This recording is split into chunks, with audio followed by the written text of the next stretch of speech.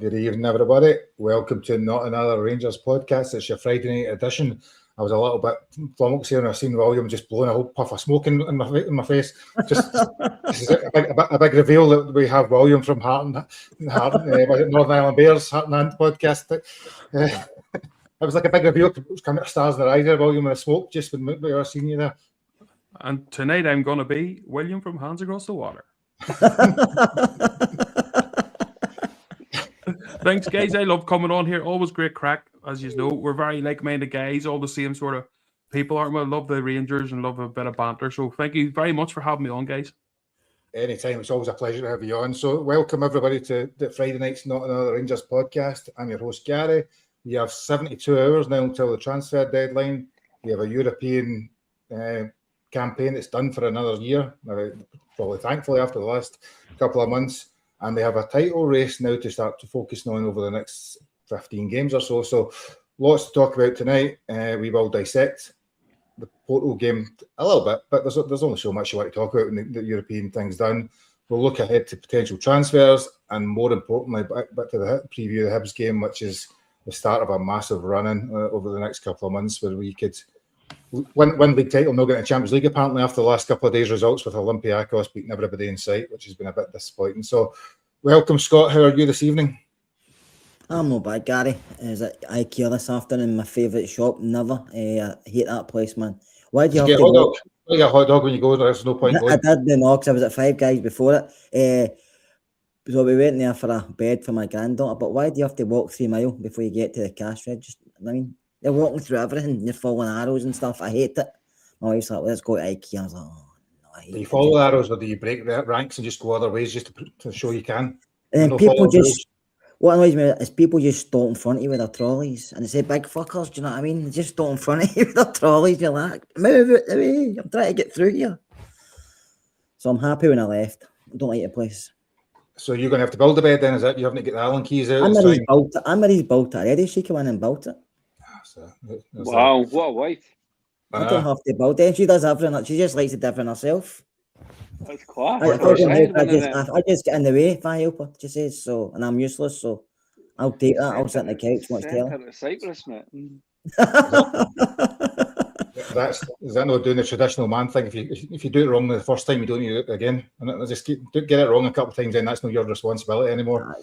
I just did a dugger walk and I come back and she was nearly finished. It's not finished now, so it's looking good. We can get in the comments to see if Scott's been emancipated or not, whether he should leave Anne-Marie to do the bed for him. So Sniper's gone here. All the good thing about IKEA is the meatballs. You don't get any meatballs in IKEA now. I was there a couple of weeks ago and I don't sell them anymore. The meatballs are no longer part of the range. So sadly it's hot dogs and jumbo hot dogs and mashed potatoes nowadays. So the meatballs are gone for those so don't take a trip there tomorrow to IKEA and Braehead if that's what you're looking for. Ricky, how are you? How's the world of Cyprus? Are you home or are you work? Good, mate. We've got a good IKEA in Cyprus. We still have the meatballs. You can buy the meatballs in the fridge and take them home and warm them up with the sauce and all that. It's the only thing my little boy eats, man. So get him on there, trying to get him into a little IKEA protein meatball, strong boy. So, no, all good, mate. All good. I enjoy building furniture. It must be sadistic in a way. I enjoy a Carlsberg and just get the instructions out. But I'll always try and take a shortcut somewhere and then have to unbuild it and then go back to like point number 8. It's a bad habit of mine. So Kerr's giving me bad nightmares about IKEA, mate. But no, apart from that, all good, mate. I'm home next week, so looking forward to that. Good. No, I'm like you. I quite like building the furniture outside that, but every time IKEA try to read the manual upside down all these pictures, and next like halfway through you realise you're going to have to start again because you put a bit of wood in one round and you've got to go all the way back again. It's never fun. And William, we did introduce you earlier, but I'll do it more formally now. So William, give us a plug for yourself and the show again now that you're back joining us this evening. Cheers, mate. Thank you. I just use you get us on Facebook and Twitter and Instagram, TikTok, everywhere now. Just the Hands Across the Water 1872. We're spreading the message as much as we can, but that's what it's all about. As I say every time I come on here, it's about coming on the likes of this show and you guys doing the guests on our shows, and that's what it's all about, putting the hand across out there and just being Rangers fans and representing sort of Northern Ireland as best we can anyway. Can't represent everyone, but we try our best to put the voice out there and give people a voice to come on and chat about the Rangers. And for those that have not seen Hands Across the Water, the Northern Ireland Bear Show, they've often got lots of podcast legends as guests, from David Edgar to Scott. No, I've got lots of different guests at some points. When there's nobody else available, one of us three will come on potentially. So, but it's a high quality show with many a viewer, and it's well worth a watch. So please do. And you'll find it also on the Heart and Hand Network at times, isn't it? I think it's on there every week as well. So it's accessible to all. So please take a watch of it. It's well worth it. And as Wally says, it kind of covers just the general Rangers chit chat. Really, that's no agendas, no particular sponsorship and needing to get money and needing to get clicks and likes. It's just for people that want to talk about Rangers, which is always the way it should be. I've got Sniper. My ankle's doing fine. Sorry, he's in the comments. My ankle is better. The boot's off. I'm able to walk, and I'm now moving about again. So I was back to work for a couple of days this week. So it's thank you for asking. We're walking with. I don't know if you've watched us recently, William, but it was like casually every episode for the last couple of weeks talking about our ailments. So we're now back to full fitness. So and we're all getting that age, mate. I know, that's it. You know, this is. I've done a my ankle, and I wasn't drunk. I was actually back up again and couldn't move. Because if you're drunk, it bends back into shape again before you know it. So it was always a bit of a nightmare. I'm just going to pick before I actually start talking about Rangers. William's got John's got a comment. William, would you like to retort to that? William wouldn't let me comment the other night. Does that ring any bells to you? It rings no bells to me. You'll need to put more information in there. You need to put more information. God knows what he wrote in the chat. It might not have been able to actually go on the screen in case we got in trouble, but he need to remind me. Yeah, so John Williams says sincere apologies. It's open to all. Just those that comment bad things we can't put on. That's the point of the story there. So anyway, we will talk about last night's game, which was a strange game, Scott. You know, it was a bit weird before the game. Normally there's lots of chat in the group chat, there's lots of things, lots of excitement. The team sheet get posted. I don't think any of the threes were particularly engaged. We were watching the game but not particularly excited about it. It was a finalising a pretty wretched European campaign. Yeah, Gary, I mean, I was sat down to watch it last night and I'm thinking to myself, I'm really fussed, but we scored and I was like, yes, let's do this. And then they equalised and I started getting annoyed. And then we let the other two goals in. I thought, this isn't right. And I was getting really annoyed, especially with the second and the third goal. I mean, the second half we done okay. First half we done okay in spells. Porto are a good side, I have to say. They've got a lot of decent players in their team. Some really good quality. The young boy who scored against us, I thought he was a really good player. The boy at the back used to be at Southampton. I actually wanted to grab him by the throat through the telly. He was really annoying me. He needs a better haircut, doesn't he? Why has he got it shaved here and nowhere else? Do you know what I mean? I don't know, he looks strange. But no, I thought last night we'd done okay in spells, but we let ourselves down at the back. We struggled to defend. We weren't great, and then up front we were toothless. I have to say, I mean, we Curtis put in the only decent cross tonight, I thought, and as a good finish with Gassama. But we need more quality up front, Gary, before we go any further. We're struggling, and that's all we're going to go with for the rest of the season. But I thought last night, it was one of the games you don't like getting beat. Do you know that way? And even though it's a dead rubber for us, you still don't like getting beat, and that's what annoyed me because we lost. Because we're on a good run. We're on a good runner for him. I thought even if we get a draw here, I'll be happy, but it didn't happen. Well, I actually thought, you know, over the course of the game, we'll come into the game in a bit of depth, but I actually thought it played pretty well, right? There was a couple of defensive mistakes. We limited him very few chances over the course of the game. Porto are very much clear at the top of the Portuguese league. The night before, I watched Benfica beat Real Madrid.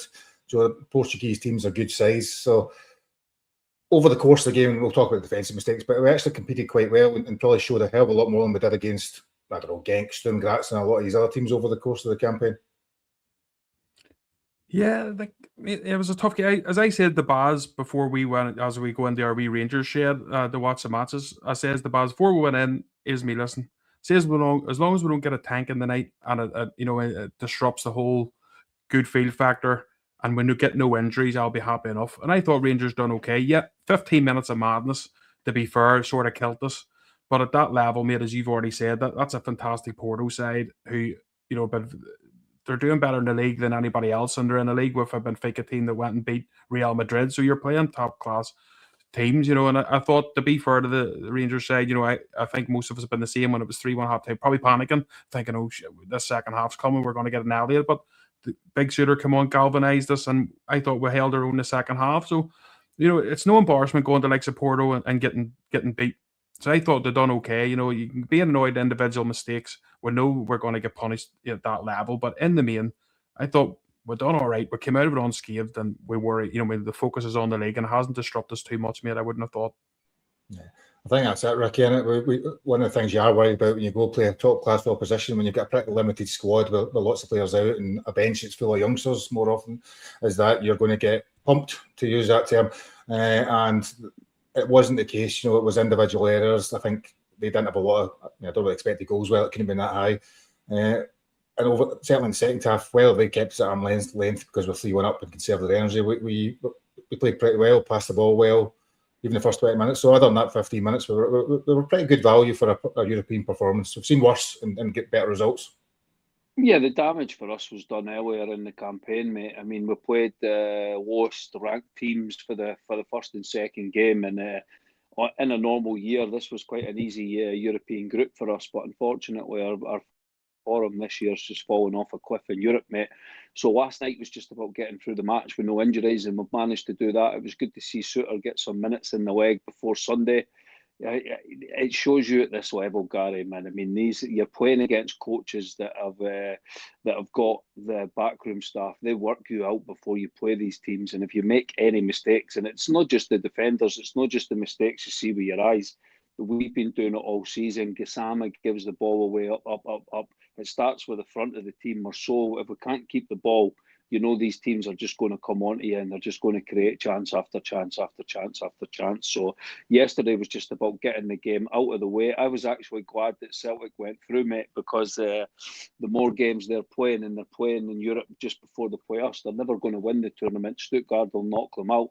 So the fact that they're going to Germany and they've got a tough game before the Old Firm game at Ibrox, to me, is a good thing. But for our campaign, it's been a disastrous campaign. But Rowe said in his press conference he could see a big improvement from the Brand game where we lost 3-0. So I'm glad that he has got stuff to take us into his team for next season. And the team that winds up in Europe next season, compared to the team that played last night, will be absolutely drastically different. And it shows Rowe the levels we need to get to for next season. So there's positives to take out of it, Gary.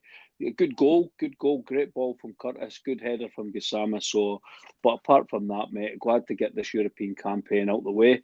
And now we'll concentrate on winning the league. Bring it on. I'm going to ask you a question, Ricky, right? So this is maybe a bit controversial, right? So Russell Martin played 2 games in Europe, I think, didn't we? And lost 2. So Danny Rose has 6 games and managed 1 win in that time. Do you think and obviously, arguably a pretty poor European performance. Now, we've talked Clement won 2 years ago and it was similar time and got us through. So does Rowe deserve any criticism for the European run? No chance, mate. Absolutely no chance. He deserves zero criticism. Next season is when you judge Danny Rowe in Europe. The squad's on its bare bones, man. He had Max Aarons at left back. There was something on the game last night for Porto. I think right now, with the players we've brought in January, if you were starting this Europa League campaign, I would 80% say Danny Rowe would get you out of this group, mate. But the fact that the team was so lacking in confidence when he came in, and to be honest with you, most of these European games have been a hindrance. He came in at the end of you play 8 matches, so almost for most of them, it didn't look like we had a chance of qualifying. So next year's when you judge Danny Rowe in Europe. And I think, mate, you sound like Chick Young with that question to Walter Smith. You tell me Rowe can't manage in Europe? Come on, I'm telling you, he played 6 games and only managed 1 win. Do you know, statistically, yeah, I know, but mate, your performance. Calm down, Chick Young. Next season it will come good, and Rowe will get us playing well in Europe next year, mate. He's been at Bayern Munich, he's been at Leipzig. He said at Leipzig, I didn't know he was actually in the Leipzig staff when they played at Ibrox. He was sitting on the bench, so he's seen Ibrox at its best. I found that out in an interview the other night, so he'll be fine in Europe, mate. Don't worry about that. Next year, Thursday nights or even Wednesday nights, we'll take the Champions League by storm, and that's something to look forward to if we win the league, to be excited about, mate. I'll hold you to that, Ricky, next season as we talk about that then, and if it all goes wrong, I'll come back with us. But Scott, so we'll talk a little about the game. But before I do, did you notice the Rangers' former assistant manager sitting in the Porto bench? I seen this face and I thought, who's that? And my daughter said, she's like, I recognise him. And the way she Googles him, it was Dave Voss, who was Giovanni Van Bronckhorst's assistant. Yeah, I recognised the face, and then I heard somebody saying it, so I seen that last night. So it just shows you, obviously he knows his stuff and he gets about, doesn't he? That's a good gig as well, sitting in the Porto bench. Their manager, I thought for real looked like something that I got Gamora, didn't he? He was all the jet back here and stuff. He was quite slick. No, good on Dave Voss failing upwards. You can never argue with that when you're actually failing and go up the way. It's always a positive from there. So on the team, I suppose the team was not the team itself. So there was obviously a pretty bare bones, Scott. You had limited options, it's fair to say. And one of the big things was obvious was he was trying to rotate the squad to some degree. So they went with I don't know what was the formation of 5-2-3 kind of. It was kind of hard to judge. 5-2-3, say with Curtis wide right, Gassama wide left, and Chimiti through the middle. Having Diamande and Raskin, who I think continued to play really well. I thought Diamande was excellent again last night, actually, over most of the game. And then obviously 5 at the back when you've got Nasser Giga for some reason playing left centre back. So there was a lot of switching things about. There wasn't a lot of other options in terms of what they could do, and obviously it was designed to contain Porto to some degree, but also maybe press it a different way.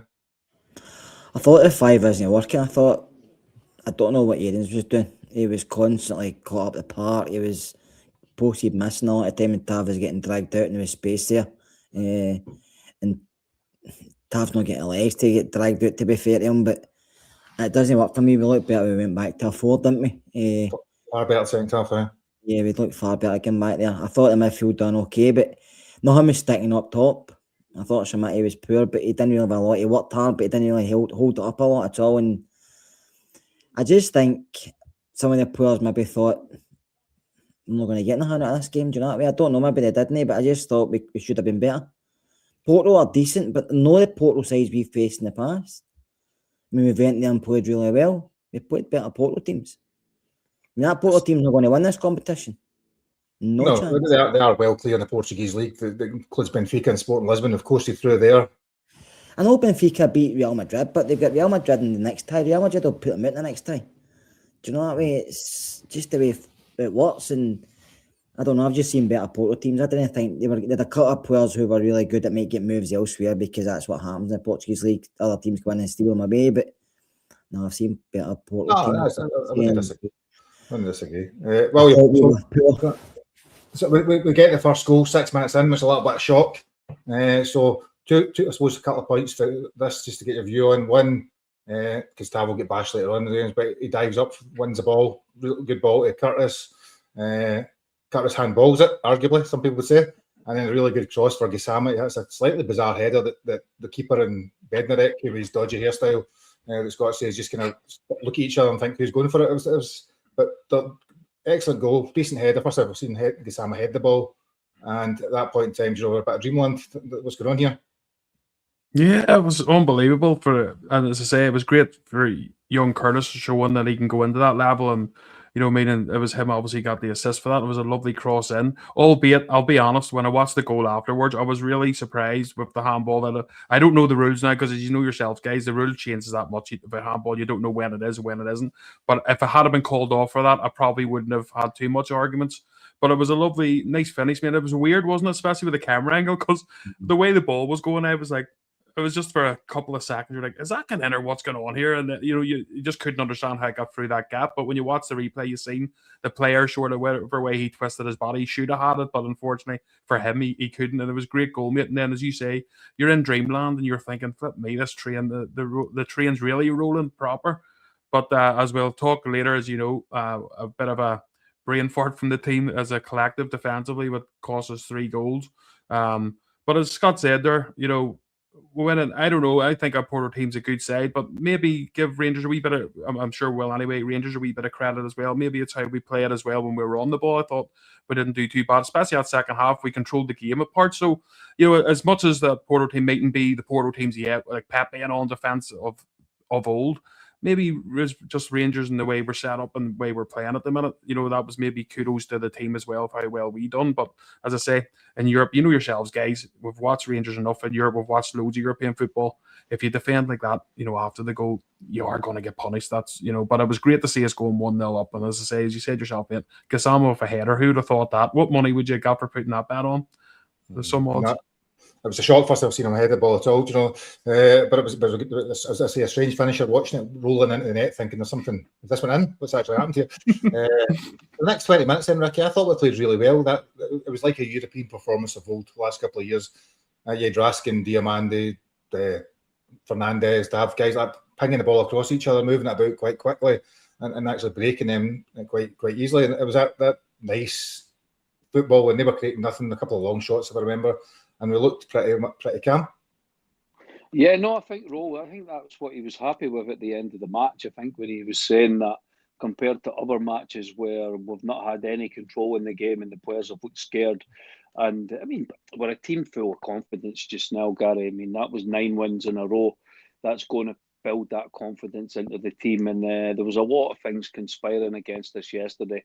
It's very difficult when you're already out and you're playing players out of position to go away. So, but it's a good lesson for the players that are going to be here next season, Gary, because it just shows you can be in control of the match, but that one little bit of lapse in concentration, you're not playing in the Scottish League. You get punished straight away. These teams just punish you. And if you think it was bad last night, if by some miracle we do manage to get into the Champions League next season, then it's even worse there because if you don't keep the ball and you just that one split second you give away possession in the wrong position, these teams they're deadly. They'll just pounce on you. And the levels now are so different when you go up the levels. I mean, the Champions League's a bit like going from the Championship to the Premier League, mate. It's the levels are you're going higher all the time, so it'll be interesting for next season. But I think it's good for Roll to learn about these players as well, because I know we're going to speak about them, and to me it's no tab bashing, mate. It's just you see in Europe this season he's so his legs have gone that much. And he gets caught out of position so many times. I mean, Fariola almost got the Rangers game 5 years ago, so he probably watched a lot of Rangers matches and he knew to target that right side. And that's what he was doing. They were just punting balls over Tav's head. So, but the good thing about Danny Rowe is he can see that. So I think you'll see a lot of changes for the squad going into next season compared to the team that was playing last night, and that will give Rowe a lot of confidence. It gives him a lot of information to take with his coaching staff to build for our campaign next year for me, mate. Yeah. I'll start with you, Ricky, then. For their first goal, 26 minutes in, I think, to say they've had a couple of long shots, not done much. Danny Rowe talks about them just failing their press. I think that boy, the boy, 18-year-old boy, Mora, turns Raskin slips. He runs through and plays it off, goes into the box. For some reason, Magoma kicks it towards him. I mean, that was a little bit bizarre what he's trying to do. And the guy straight to him, puts in the back of the net. There's a little bit unlucky, but also probably a couple of points of failure, as they say with these things. There was. I mean, I think out of the 3 goals, that was the one that you can sort of say was good play from Porto. They played well to get breakthrough. I mean, we had plenty of bodies in position, but they did well to break through. And it was about, I don't know what Magoma was doing, but it just broke to the young kid. He looked a really young player. He looked like the guy for Benfica all these years ago, a really talented boy. And that was the one goal for me out of the 3 that you can sort of say, shake their hand and go, good goal, no bad. It was the other 2 that was like they just chuckle brother defending, but that goal was actually well worked by Porto. So sometimes you just need to put your hands up and go, okay. But that's what I mean, Gary, just that little bit of lapse in concentration from these players, and you just get punished at this level. And also with these teams, they can take the game away from you so fast. You can look in control for 20 minutes and you think, oh, we're playing well here. We're in this game, and then you just blink. You blink and it's like, Jesus, we're 3-1 down. How the hell did that happen? And the game's over. And that's the level that's the level you're playing at when you're playing these. I mean, we've been in the Europa League for 4 or 5 seasons now, and there's always in your group. For us this year, it was Porto and Roma are just 2 teams that are just levels above. You know, last year we competed quite well with like Man United and Spurs, and there was more teams actually in our group, and we competed a bit better. But this season, the teams just seem to be that little bit level above us. And Roll could see that, so it can show him the level that he needs to get to for next season. So it's no all negative for me, Gary.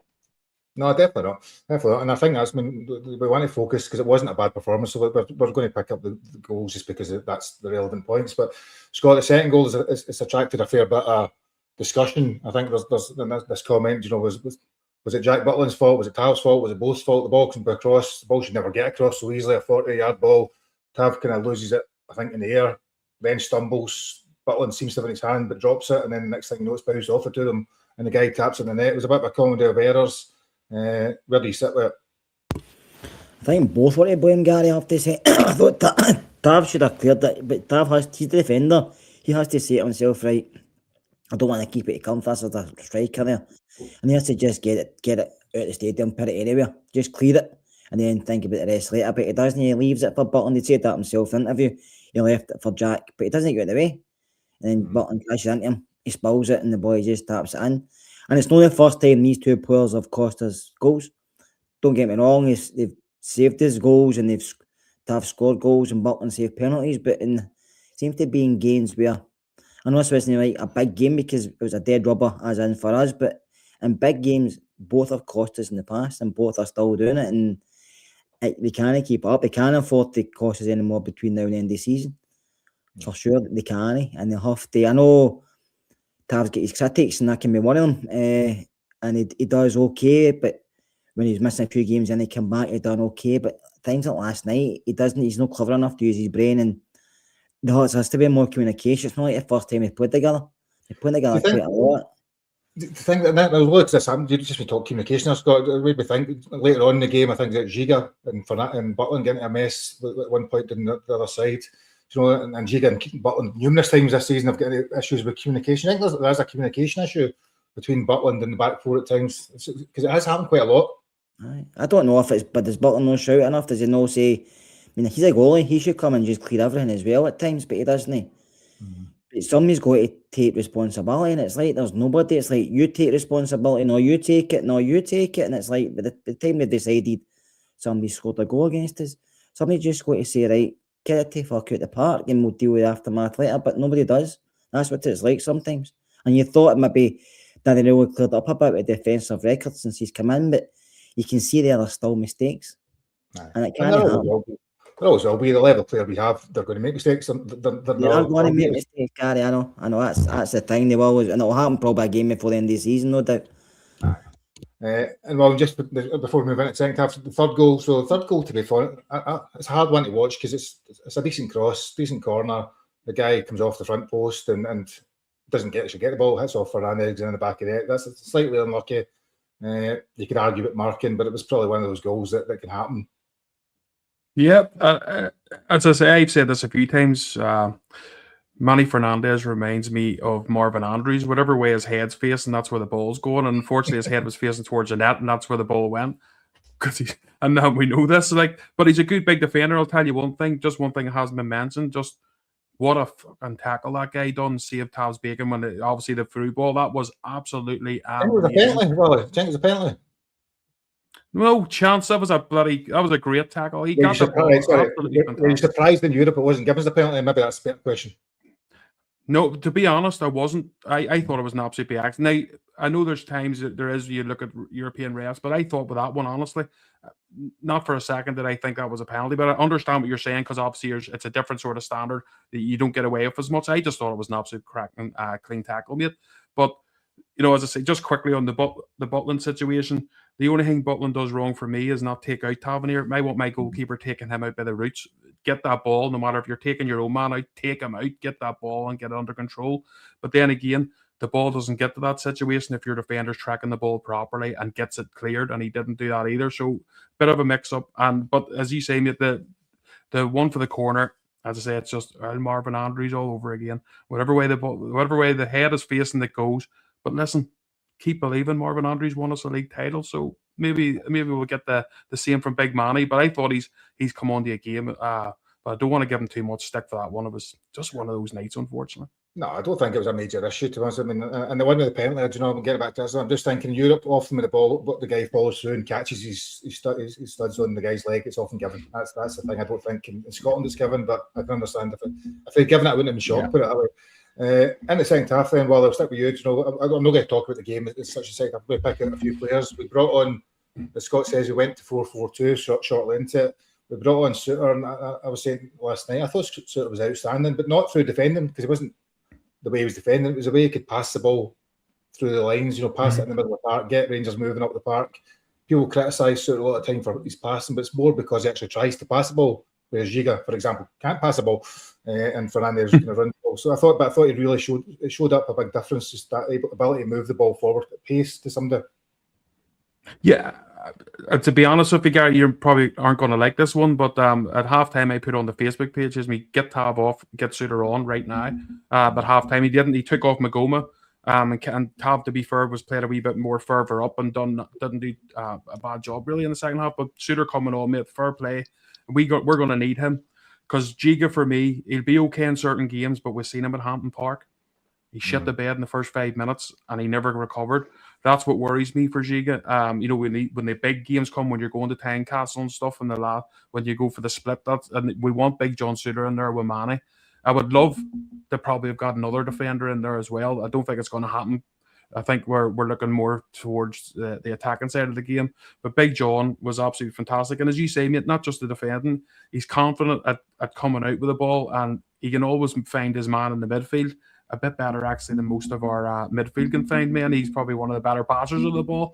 But yeah, Big John came on, mate. And I think, to be honest, he calmed everybody down in the whole squad, to be fair. Yeah, I always think he's a good defender, and I think he probably gets a bit undue criticism, Ricky, in terms of how because you remember the pass he plays in the middle that people lose. That's one that people remember in the game. They forget the 10 good passes. It's a bit like a lot of our players. You remember the good moments, the bad moments, not the good moments. But I thought he played well. Just picking up some of the other subs, I'll get Ricky your thoughts on that. Atman came on, Miovski came on, Asgard came on. I'm trying to think who else. There was another one, wasn't there? Who was the fifth sub? Who was the other one? Atman, Miovski. I suppose just get your thoughts on some subs. Well, speaking about Suter, I thought last weekend you could see the big difference him and Shermiti make to the team, mate. And it's like, I get what Kerr's saying, and I sort of agree with him that we definitely need another striker in before the window closes to complement Shermiti. We know that Shermiti's not going to bang in a heap of goals, mate, but as long as the team is scoring goals and you're winning football matches, that's the most important part. And John Suter and Shermiti are big components and big parts of our team to have it functioning well. If you're picking our strongest 11, which is becoming easier now, even with the window closing, then they two are definitely on that team sheet, or 100%. It'll be interesting to see. Looking at the strikers that we're linked with, they're still going to be the first names on the team sheet when you're building that strongest 11. The subs that came on, I mean, they all did okay, Gary. I mean, Miovski still, you see a big difference when he comes on up front, which is worrying. I said this in the group chat. I think that Miovski's not a striker that's suited to the way Rangers play. You need to build a team around Miovski and sort of build a team that creates the sort of chances that he's going to take. And we're never going to do that, not with the players we've got just now, and it would take too long. You need a pre-season, and then to be building the team around one player that you're relying on to score the goals, it doesn't happen in modern football. So the type of striker that Miovski is, it might be suited to some teams, but it's not suited to Rangers. And all the other subs that came on, they did all right. Ant-Man did all right. Asgard did all right. But it'd be interesting when we get later into the pod to see who everyone's going to be starting on Sunday in the number 10 position, because I'd be tempted to go with Moore through the middle for Sunday myself. I think Asgard. I'm going to stick you then, Ricky. I'm going to ask you about that, because Mikey Moore to me is one of these guys that flatters to deceive. I think he runs with the ball too much. He loses it too much. I think he's had a couple of good games personally, and he's a young boy, so I'm giving him a lot of leeway. But I think he's not been playing particularly well, to be honest with you. And I think again last night he runs with the ball, loses it, runs sideways. Aye, but I think they're playing him out wide. Didn't play him out wide. You know that he can't play out wide. He's not got the pace. He's too young. He's not. He'll maybe grow into that type of player. But if you play him left or right, he's no use. He has to be in the middle where he's got that turn, where he can link the play, and he's got that little bit of difference. That he's a difference maker if you play him in the number 10. So if you play him out wide as a winger, we can see that it's like playing Gassama on the right. I mean, I'm not having a go at role here because all the great managers of the past do things that frustrate you, but you play Gassama on the right, you take 50% off of his game. You play Moore on the left, he can't play on the left. He doesn't have the pace. So, okay, the team's winning, so all these things don't really get talked about. But if we were sitting here with the forum that we had for the last few seasons, then we'd all be going mental, going, why is Gassama playing on the right? Why is Moore playing on the left? But I think we've got good options now because Bajrami's a good option as well. Bajrami's a good option as well. So you've got him, you've got Moore, and you've got Asgard. And we need to see who's the best player that's on form at that time going into these big matches, because the big matches are going to be coming fast and furious. I just think with Asgard, I think sometimes the team doesn't really play well when he's playing. He has been better, and you see that he's grown into the jersey, but is he grown into the jersey enough for me with these big matches coming up? I hope he proves me wrong, because I think he will start Asgard on Sunday, but I just want to see that little bit more. I want to see the team a little bit more connected with him in it. Diamande and Raskin work great because Raskin's got the confidence to go forward, and we need to keep with that. But the number 10 position for me is one that's still up for debate and it's there to be grabbed by one of the players. No, I would agree, and it probably brings us nicely, Scott, then on to the other kind of big talk points in the comments. So you've got Finlay Curtis, who we know you're a big fan of. So, and we also seen Antman, who's now joined Kelly on loan. There was a bit of a debate about whether he should be going on loan. He's now went on loan. It's been officially confirmed. We've also got Antman, whether that be Moore or Asgard, and all these other ones we've got that kind of play in the kind of attacking areas. Do you think it's a good move for Rangers, and more importantly for Curtis to be on his way? And do you think they've got enough depth now that he is away? I don't think we've got enough depth, Gary. No, I think we still have a couple of players short, attacking wise. But listen, I hope Finlay Curtis goes there and does really well, improves himself, and he comes back a better player. But I still think if he was at Rangers, he would still be able to make an impact. I think that's the type of player he is. I think he's a tremendous player. He's still young, he's learning, and maybe going to Kilmarnock will suit him better because he'll be playing more minutes. I just hope they use him wisely. I hope he doesn't go there and then play a cut of games because they're in a dogfight. Do you think they'll put something in the loan agreement that he's got to play? No, they always say that when people come to us and loan, like Mike. I think you can say that, Gary, but sometimes in the deaf managers thinking they'll play well, they don't play. Doesn't matter if there's an agreement there or not. Do you know that way? They'll leave you out. You can't play every game, can you? In the loan agreement, unless. Aye, but there's some stipulation you've got to play. There might be, but by all accounts, Kilmarnock were in very quickly when Neil McCann went there to get him. Mm-hmm. So obviously, he's somebody they want through the door. They've worked them before. They know what he can do. But playing with Kilmarnock's different than playing with Rangers. A lot of games he'll be back to all stuff because that's the way Kilmarnock will be at the moment. They're in a dogfight. So I think hopefully the Kilmarnock will improve him and hope he doesn't get injured in that part down there. But I think it's a good move overall for Finlay. I just feel if you don't bring anybody in, then we'll be short. But I think we need to bring somebody in. We need to bring more than someone. We need to bring a few in between now and Monday. If we don't, then we're weakened by it. So you sticking with that then, Scott? So where do you think we're short? So we've got Antman and Scott Olsen. Scott Olsen's going to play every week if he's fit. Antman's probably the backup then, the right-hand side. On the left-hand side, as Ricky says, we've got Gassama, Bajrami, Asgard can play there as well. What else are we needing then for that attacking role then? And no, I don't mean centre forward. If you're saying something else, we're short there. I just think we're short of quality, Gary. I've got a lot of players there, but nobody's really been putting the ball in the back of the net. And that's where we're short. Somebody with a bit of quality can finish. Because you can have all the players here you like, but all these players you've mentioned, apart from the boys that have just joined, you can't really judge them, but they've all been finishing. I mean, Asgard's been fits and spells. He's done it. You're not getting a lot of Sami and Olsen's just in the door. That man's been injured, but we need somebody more to finish for us. We're not getting that. To me, he's not a goal scorer. I don't feel he's not going to give you 20 goals a season. I think he might get 10, 15 in most seasons, but I think he's more attributes to the other side of his game, whereas in holding the ball up, running the channels and creating. Miovski's been hit and miss, probably more miss than hit, to be honest. And I think we need somebody else up top. But we do need more quality in, because even Danny Rose alluded to that. There's no quality in the final third. And you can't keep going through the same players and just hoping it clicks one day, because the games are getting less and less and less. And we need to be banging goals in. Let's think that. And well, right, so obviously we're heading towards 72 hours away from the transfer window closing. We've been linked pretty much only with Ryan Nadir, is it? Whose hands are on raw stock, big, tall, strong centre forward, maybe a bit like your Chunky in terms of size and physicality. There's also that doesn't seem to be progressing particularly well, with them not wanting to sell him, understandably, because they want to win the league. And the backup option seems to be Cameron Archer from Southampton. So it looks like, based on rumours, we're not hearing much other than potentially another centre forward coming in, particularly if Danilo goes. Yeah, it's an interesting one. Actually, that Hansa Rostock club, I actually had one of their podcasters on a pod with me, just having to chit chat about him.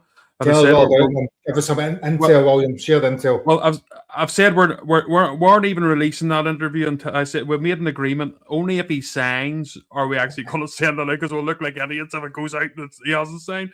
But he was basically saying for his club of being in the third division in the Bundesliga, he says like 3 million. He says for us is big money, but the problem is their club, that's their best players. He said by a mile. He says they've other striking options. He says, but nothing to the quality around the dairy. And he was like, and they don't want to lose him, so it'll have to be a bigger. Even for that club, it'll have to be a bit bigger, because their promotion. If you get into that Bundesliga too, it's big money. For that level, so they're panicking. And then it's also the problem is too, how do they get someone in time? Do you know what I mean? So, but he was saying the big guys. Cracking big player, can use his head well, got the height, but also can finish. Music to my ears. Here's me all lovely. Here's me someone who can finish a ball. I'll take him.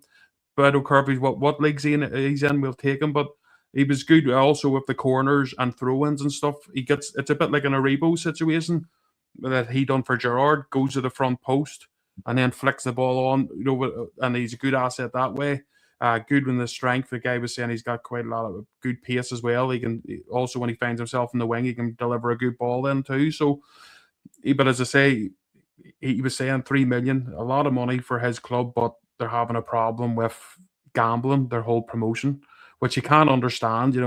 The other one from Southampton, I'm not too sure about. He hasn't scored. I know a few years ago, a lot of talk about him and how good he was going to be. It just hasn't worked out for him. Maybe it's a bit like Scott was saying earlier, right? He maybe just hasn't found the right club yet, and it might work out. But do you want to gamble? We need a goal scorer. We need someone that can definitely score goals. That is very hard to get. We all know that, in January. Who wants to let go of a guy that's scoring goals in January? It's going to be tough for us, but it'll be interesting to see what we do. I think that one from, I can't remember the guy's name from Leeds. I don't think he's in. He wants to keep Yeah, he's wanting to keep his space at Leeds, which is fair enough. Those guys don't want to leave the Premier League when they're in it. You can understand that. But it'll be interesting to see what we do. And like the guys have all been saying before me, I fully agree. We need an attacking midfielder that can create something, because it wouldn't matter if you had Ali McCoy in this team. We don't create enough chances for our strikers. Termetti doesn't score, as we're saying, doesn't score much. How many one-on-ones have you seen that guy actually getting? Not very many. Or Majowski when he plays, or Danilo when he plays. Normally they're making their own chances for themselves, so we definitely need that as well. We've done well with our corners and stuff, Gary. And our set pieces, that's bailed us out. For being able to score goals. But you look at the many games Rangers have scored from open play, it's not many, so it's something we need to sort out. But I think we will do it. But the Ranadiri one, I don't know. You can understand, but maybe they're looking as well at someone they can bring in, and then they'll trigger it once they've confirmed someone in. But I would say it's going to be a crazy window, and I would also say if something comes up like an attacking midfielder on transfer deadline day, when the agents are out there, as they're going to do, tout their players, get the best deal, I would say something will happen there for us. We'll just have to be a wee bit patient. But I would say Andrew Kavanagh, Danny Rowe, they're going to be wanting to win this title. So it'll be an interesting. Get your yellow ties on, guys, and go live. You might get something good on that day. I think on that, what we're going to do, I think there's a plethora. Every single Rangers podcast is all excitedly having their shows on Monday night. I think we maybe wait till Tuesday and just feed off the scraps. Maybe that's and talk about who's signed and focusing the game in. we want to make sure all the Rangers fans have enough content, so all doing the same show on the same nights, maybe not the way we'll go, but we'll come back to that at the end. Ricky, so as Nadiri is obviously, if you read the Rangers review, which is obviously a font of knowledge, is very close to Rangers' ear, they talk about 50-50 and whether there's any more signings going to come in. They have only really talked about it being a striker. It kind of gets the feeling to me they're looking to temper people's expectations. There's going to be a couple of signings. It looks like maybe it is really going to be one in, one out. If Danilo goes to Holland, we will maybe get another centre forward in to replace him. Yeah, it's a difficult. I mean, there's no point in bringing players that are not going to improve the squad. I mean, we've just got rid of a whole heap of dross. I noticed Matondo's playing hide and seek at training ground again. Nobody can find them. But we've actually done well this window, I would say, to get most of these players out. And it's going to be a good summer for us because there's a lot of teams that give us PTSD that their contract's running out at the end of the season, mate. So it's finally get him off the wage bill, get him off the wage bill, get him off the wage bill, get him off the wage bill. So he's still here, get him off the wage bill. So that's going to be a benefit for the team moving forward. And what I like about since this summer, I'll say, I won't say the crazy man who used to go swimming in the walks name, but I like since the summer is the players that were brought in. Some of them, like we spoke about this with William before when he was on the last pod, none of them get injured. They're all contributing. They all seem to want to be involved in the squad, even if they're not getting minutes and stuff like that. I mean, Ant-Man doesn't seem like he's that much of a sulker, and it's his own fault. He's got to play. Your form has to get you in the team, and that for me is a positive once we come out of this January window. I hate the January window, Gary. I enjoy the first couple of weeks. I enjoy them on follow the same transfer thing. You're refreshing it all the time, and the amount of crap that's in there. I enjoy all that. I enjoy the banter.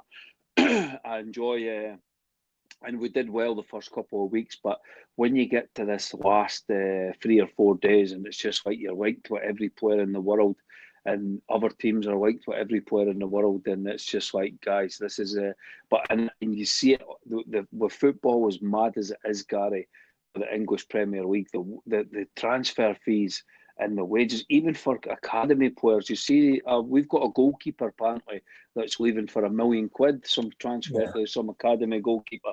We've got this Aston Scally that other William keeps mentioning on the pod, who's like really highly rated left back, Scottish internationalist, and that's, I mean, the Sharks are basically just round the training ground, just waiting. It's almost at the point. What's the point in having an academy now? Because if the players are just going to be taken away by these teams, it shows you when you get to this window, there's players leaving academies now for 7, 8 million, 9 million. It's like, what the hell? We bring in players for 3 million and expect them to well drop and they're crap after 5 minutes. They're getting it in the neck, and you see suddenly Gassama's a 10 million player, he's a 13 million player. It's madness, man. The window seems to get another every season, mate. So I'd be happy to come out on Monday with another striker. I would be happy with a midfielder. I think we are trying to get a number 6, but I think a lot of the players that we wanted to bring in, the prices have went up and up. You're at that 9-10 million bracket, and we've just committed that to Scholl Olsen. So it's difficult.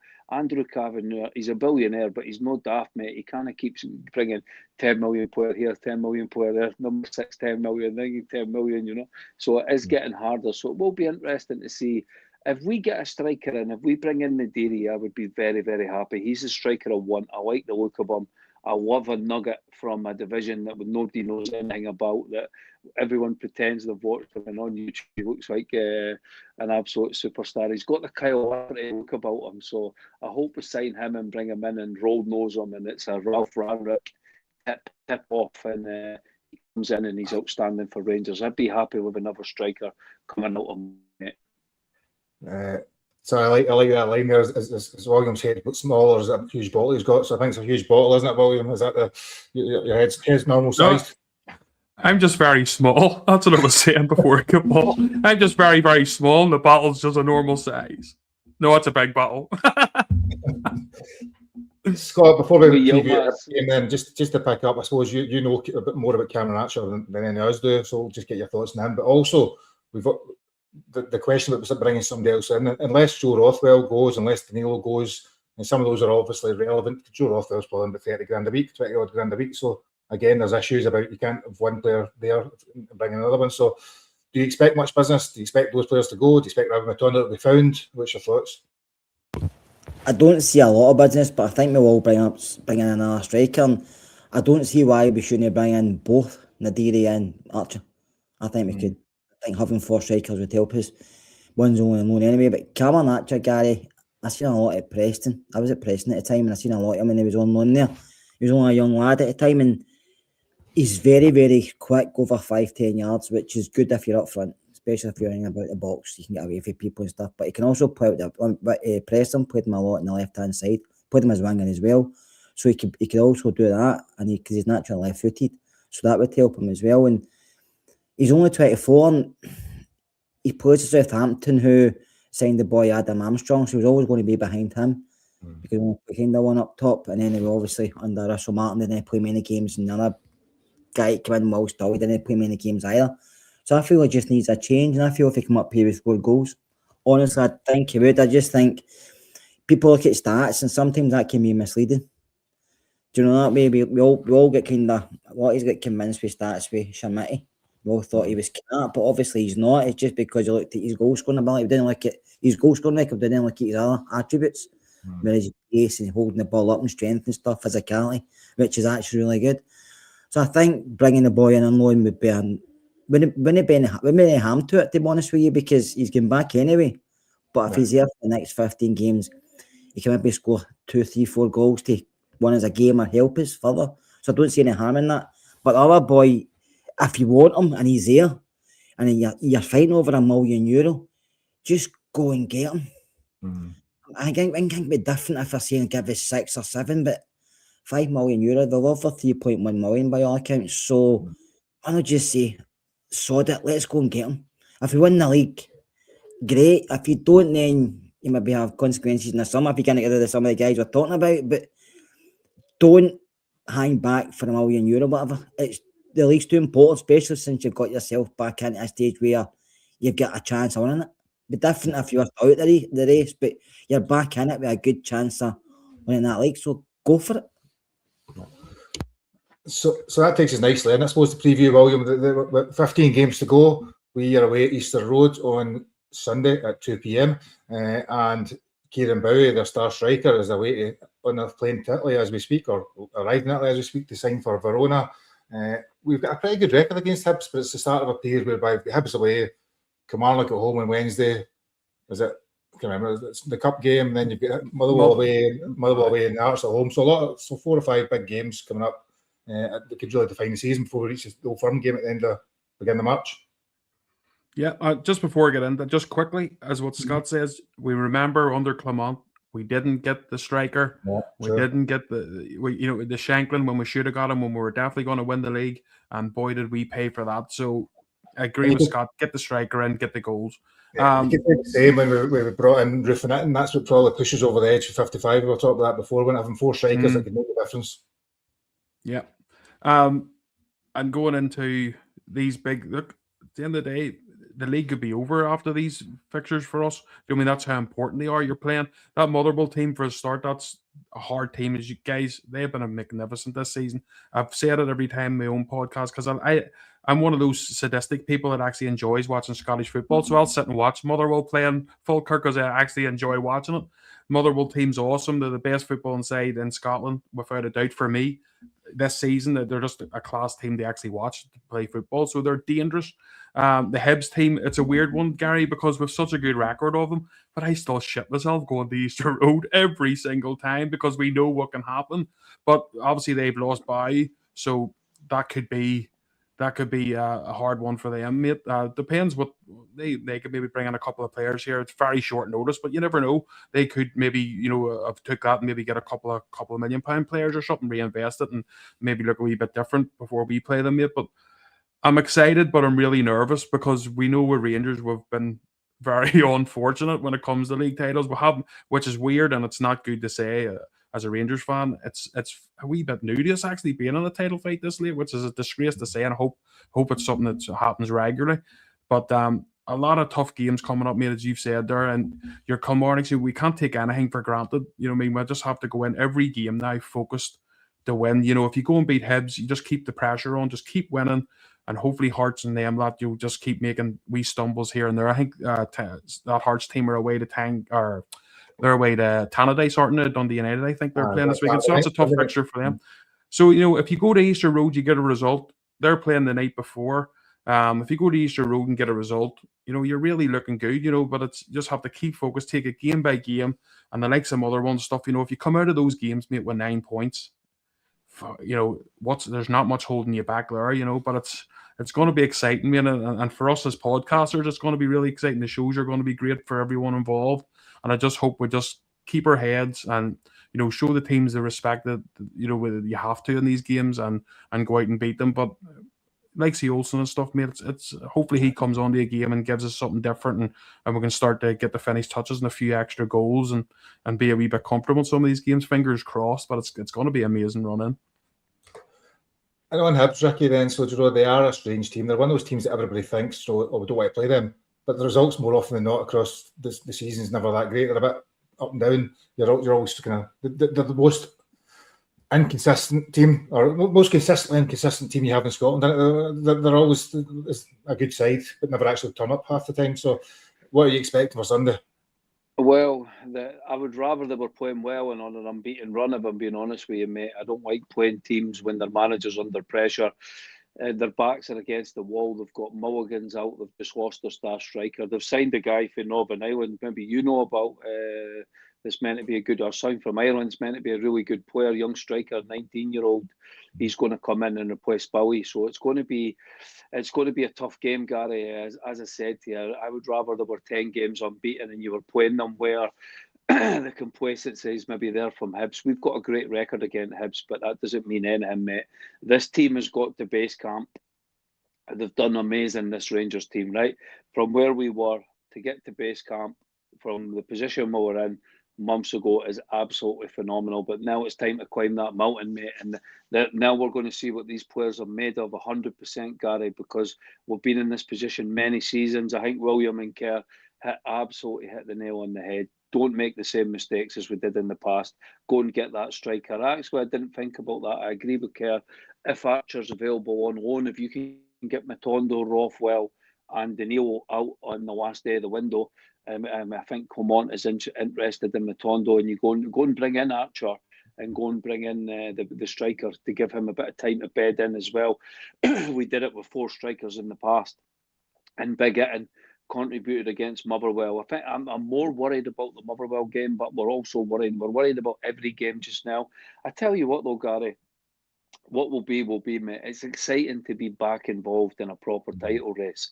Celtic have came back into the park after all these years. That normally in a normal season they would be 15 points ahead, and there wouldn't even be a title race if you look at the points tally. So it's exciting again. This is what it is to be a Rangers fan. The butterflies. Yeah, and I'm loving the fact that Hearts are involved in this title race as well, by the way. If we don't win the league, it will be amazing for Scottish football if Hearts win the league. Let's not get that. But we want Rangers to win it because we're Rangers fans. But it's exciting going into the weekend. I'll be in my bed because it's on stupid o'clock my time. But Dundee United v Hearts. I mean, I'm the same as William down there. When it gets to the weekends, if there's a Scottish game on, I'm watching the Scottish League before I'm watching any crap. People think that we are mental because you're watching Motherwell versus bloody Falkirk when Man United's playing Arsenal or Man City's playing Chelsea, and they're like, how can you watch that? And you're right, because it's our league. It's real football. It's none of this pish where you're half and half tourist scarce and all that garbage. So it's great to get the butterflies back, get into these weekends, and it'll be interesting game by game. I'm more worried about the Motherwell game than I am the Hibs game, but it's still going to be a tough game, mate. You've played in Europe. You've still got to turn up to Easter Road with the right mentality. Last time we played there, we won 1-0, but it was a backs to the wall job. Danilo's dad was man of the match, so we could do with some of that again. Let's just go there, get the 3 points. You know, with this team, Gary, it's no clicking. It's you're watching it, and you're like excited. You're winning football matches. Rowe's doing brilliant. He's getting results, but this team is no. We actually played better away from home, but I'm not expecting to roll up on Sunday and beat Hibs 3-0 and it be swashbuckling football. This team right now, until he gets them on the training ground, just doesn't do that. So we just need to get the win, get the 3 points, get on the bus, a few beers for the boys, back along the M8 and get ready for, I think it's Kilmarnock we're playing Wednesday night. Kilmarnock Wednesday night, yep. Yeah. So, and if depending on the result tomorrow with Hearts as well, if hopefully Dundee United do us a favour and they manage to drop points, and if they do, then that should give the team an extra boost. So an interesting weekend, exciting. The butterflies is going to be there all weekend, Gary, and that's what it is to be a Rangers fan, mate. So we will look about the team, Scott, and things like that, who you think will win. So we've got Sterling's back, Souttar's obviously fit again, Scott Olsen, Chuck Wane. So there's a few players back in terms of Bajrami. I think all these guys are back available within the squad. There might be others that I can't think of. We've obviously had a lot of clean sheets. Is it 5 clean sheets in a row prior to the Porto game? So, well, how we've been winning games is we've not conceding goals and getting and making the wins. So, in terms of what you're looking in terms of the team lineup, particularly, and also what you're expecting on Sunday at 2 p.m. I'm expecting a tough game, Gary. I think Hibs always make it tough for us. They do. They don't make it easy. I know there's been a lot of high scoring games at Easter Road. There's been a lot of tense games, but they just signed a young boy, Dane Scarlett, for Spurs on loan, who's a decent forward. He's pacey. He's total opposite for Bowie. He's not a big target man. He runs the channels and stuff. So we'll have to look at that. Obviously, we can get a bit of information from Mikey Moore because he's obviously put Mikey Moore in the past. So, but for Rangers, I think he has to change up. I think he has to go for it at back with Tav, Souttar back in, Fernandez, Mahoma, because obviously the other boy's not fit enough yet. Middle part, I go with Chuck Wane and Raskin, and I put Diamandi in front of him. And I'll go with Gisama, Shamiti and Olsen. I think you have to go strong. And I think we can't carry passengers in. And I don't mean Asgard and Moura passengers. I like Mikey Moore. I think when he loses the ball, he tries back, unlike Asgard. But I think you have to go with somebody more you can rely on. And Deal's been playing well at the moment. I think Chatwani gives that bit of steel plus his height as well. So I think you just have to go for it. You can also bring players on later on, but that's the starting lineup I would go with. I'll come back to you, Ricky, then this so that we can give volume the final say in these things. So, and also seen you heavy breathing, a big sigh when Scott was not with his team. So, you're not necessarily in agreement there. No, it's close enough. I think I would bring Sterling back in at right back. I don't know why we played Tav last night in Europe. I thought that was madness. I thought he should have been rested for Sunday. He's been playing well in domestically when you've been bringing him in and out of the team. So I would bring Sterling at right back. That would be my change in the defence. Defence would be the same. Midfield, I would go Raskin, Dio, and it's a toss of a coin between Asgard and Moore for me. I wouldn't play Chuck Wane. I think this game is mad. It's going to be helter-skelter Scottish football, and the front three would be the exact same. And then the good thing is the quality you've got on the bench. So if you've got a Chuck Wane, you've got a Mikey Moore, you've got a Bajrami, you're bringing that quality off the bench that we've not had in the past. You've got the left back is fit. I don't know if he's fit enough to be in the squad. I don't think you'll see him tomorrow. So, but that you're getting, I think Bajrami's a Swiss Army knife. I like Bajrami. I hope we keep him. I know he's not been brilliant, but he's been good this season when he's came into the team, and he can play multiple positions. So I think I'm pretty confident. Scott Fry as well, man. The guy's had a bad 2 weeks, so we've not scored for 2 games. So if he doesn't score in the third game, then get him out and get Austin McPhee in. No, only joking. No, we could do a set piece goal, mate. Well, hopefully he's been working on the set pieces. I liked what Rowe said after the Porto game. He said to the players, "We'll never mention this game again. Let's concentrate on Hibs." You know, there was no bullshit. Let's debrief the match when we get back to Glasgow. It was straight with the battle cries when he got back into the dressing room, and I like that about Rowe. He's got that steely German determination about him that I really I like. You know, the Germans just get shit done, and so I'm excited for Sunday, mate. And that's the team I'd be going with. So final thoughts to you. Well, you're on the team. Would you change that anyway? You're in alignment with Scott or Ricky or something curveball? Yeah. You have? No, something similar actually, and a bit like what Ricky touched on there. Bajrami, I'd go for Bajrami maybe in the 10. I think he came on to the game as well. Obviously, that injury then sort of set him, unfortunately. But I think he never got real, even under Clement, he was always stuck on the wing. He was bought as a number 10. That's where he's done in the Serie A. He was good. So I would have him in the number 10, and I think he could be the one that might actually be there. Everybody else in the team I would go for. Sterling, I'd have it right back every day of the week and twice on Sunday. But the problem is he gets injured. I want that guy bubble wrapped and brought out against Motherwell away. Bubble wrapped, brought in against Celtic at Ibrox. Bubble wrapped, Tynecastle. Bubble wrapped Ibrox with them and then them again. And that's what I would do for the big games because he is awesome. But as we all know, guys, unfortunately, injury-wise. So he's going to have to manage him and play him in the big games. But as Ricky said there, Tavernier playing so many minutes in Europe, you know, it was a bit crazy, wasn't it? Because I kept thinking, right, he'll come off now, and he just kept staying on. So maybe the curveball will be Sterling in from the start. You know, it's hard to tell, you know, but it's, as I say, as Ricky said there, Ricky's giving me the buzz every time he's talking there, because and he's right. Tomorrow we're going to be interested in what Hearts do. Then we're going to be watching our own game. We're going to be interested in what them lot are doing. It's going to be amazing. And as I say, hopefully we can just keep our heads and the team can do the business. And as I say, it's going to be really exciting. But I hope we do the business, guys. But we can only take it one game at a time. Just like to say, Gary, the bubble wrap will probably injure Sterling. Well, listen, I was going to say, obviously, so Tav was man of the match last week, and I've seen the thing posted by Rangers FC about number one for passing, shooting, crossing, everything in last week's game. But one bad mistake against Porto, and he's back at the team again, gets Sterling back and is injured. So it's amazing how things can change over the course of a week for people in it in terms of who she would play in there. So as we come to the end of the pod, we'll look for score predictions. So I will come to Ricky first. So your score prediction, and obviously it'll be a 0 for Hibs because we don't concede goals in the league anymore. 2-0. I'll go 2-0 Fernandez, and we'll get a late goal, settle the nerves. I'll be nervy, and then we'll get a late goal, make it 2-0. 2-0 for Fernandez, because that's what we go every week, because Fernandez is your new hero. We'll go with that, right? So, Scott, Stanley Kirk isn't playing, so you need to pick somebody else for the year. Finlay still score for Kilmarnock. No, I'll say 2-1 to Rangers. I think it'll be a tough game. I think it will be, and I don't think we'll score any more than 2. I want to say Fernandez as well, but I think Diamande will score as well. Diamande, did you know? I thought Dave had on your team. Aye, Dio was number 10. Got him up front. Had him up front. I forgot that. The three of them can swap positions because Raskin and him swap all the time. If Big Chuck Wani behind him, he can just sit. No. I think. I had an interesting one whether they go Chuck Wani, Dio, and Raskin go a bit more solid in the middle of the park and do that. But it's maybe a bit too defensive when you're looking to win a league title. It's like to say, Ricky, I'm not picking up here, but you said it's too early for Chuck Wani, but you shoved Olsen in.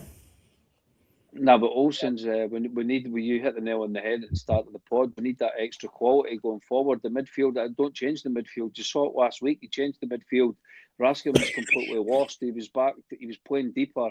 To me, it's madness to change the engine of the team because Diamande and Raskin suit each other and they know each other. They're pals. And Raskin plays brilliant. That's not playing together. You get somebody help. No, I agree with you. I don't disagree with what you're saying. I just think you need to win the match. You need to win the title.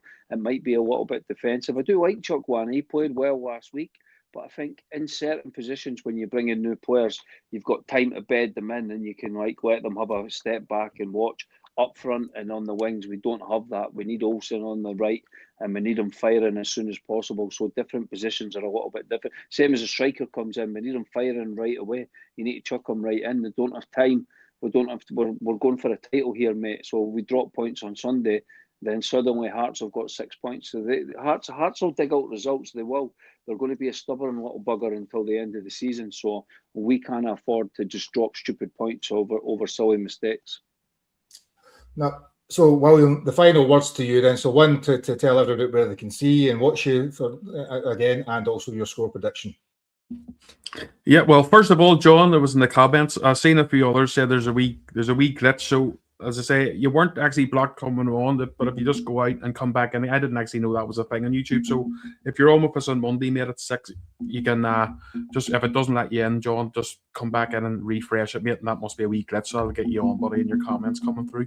But as well, as I say, mate, it's Hands Across the Water 1872. We're on all the usual social pages. You're more than welcome to join with us. We've got 33,000 now on the Facebook, so it's a good wee community, and everyone has a bit of a banter with each other, and it's all good chat.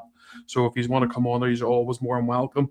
And score prediction, I think 3-1, and I'm going to say, lay it on, Chuck Wani will chuck one in, 3-1. And you've had that since the start of the show already to get that going. Well done. Cheers for that one. So we've getting into the pod. For those that did notice a few new watchers in the comments today, so they were asking where they can watch when we're on. We're usually on the Monday and a Friday at 8:30. So thank you for watching tonight. You will normally get us then. We may save Monday's episode to Tuesday just to give a little bit of difference. Oh, we will, Gary. I would say we should go Tuesday. I think Tuesday's better. So if you tune in on Monday, we won't be there, but we'll be back Tuesday to talk about all those new signings and get a bit more depth, and we can get. And if that guy Nadiri's got on, we're going to get Ryan William back on and tell us all about what the guy in Hansa Rostock told him, so he can share all that intel. So Monday and Friday nights at 8:30 normally. We were back on Tuesday night this week. Hopefully we will win on Sunday, and it's all 14 games to go and close in Hearts ideally. So please like, share and subscribe, all the sort of stuff you should do. Thank you for watching. Enjoy the rest of your weekend, and just in case you forget, the game's at 2 p.m. I think there might be Premier Sports on Sunday, so in case you miss it, wonder where the channel is on. So we'll see you later. Have a good weekend, everybody. Take care.